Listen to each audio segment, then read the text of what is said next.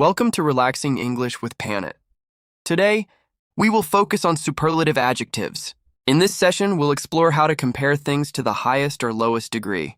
By the end, you'll be able to use superlative adjectives confidently in your writing and speaking. Let's get started. Superlative adjectives are used to compare three or more things, showing the highest or lowest degree of equality. For example, we say, Mount Everest is the tallest mountain in the world. Or, this is the most interesting book I've ever read. Superlatives help us emphasize extremes, whether it's size, quality, or intensity. Now let's learn how to form superlative adjectives. There are three main rules. For short adjectives, usually one or two syllables, add est and use the before the adjective. For example, tall becomes the tallest, and small becomes the smallest.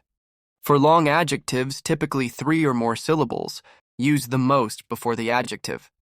For example, beautiful becomes the most beautiful, and expensive becomes the most expensive. Some adjectives are irregular and don't follow these rules. For example, good becomes the best, and bad becomes the worst. Let's keep these rules in mind as we move forward. Next, when forming superlatives, there are a few spelling rules to remember. If the adjective ends in E, just adds in, for example, large becomes the largest. If the adjective ends in Y, change the Y to I and add est. For example, happy becomes the happiest.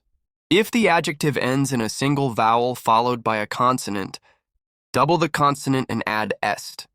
For example, big becomes the biggest. These rules ensure your superlatives are spelled correctly. Now, let's look at some examples of superlative adjectives in sentences. This is the most delicious cake I've ever tasted. She is the smartest student in the class. That was the worst movie I've ever seen. These examples show how superlatives are used in everyday language to express extremes. Now it's your turn to practice. Complete the following sentences with the correct superlative form. This is tall building in the city. She is intelligent person I know. That was bad meal I've ever had.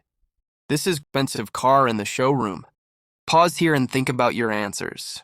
We'll go over them shortly. Let's try another exercise. This time, choose the correct superlative form. The Nile is Kaku river in the world. A, the longest. B, the longer. C, the most long. This is the best movie I've ever watched. A, the most exciting. B, the excitingest. E, the excitest. Take a moment to select your answers. We'll check them next. Let's check your answers. For exercise 1, this is the tallest building in the city.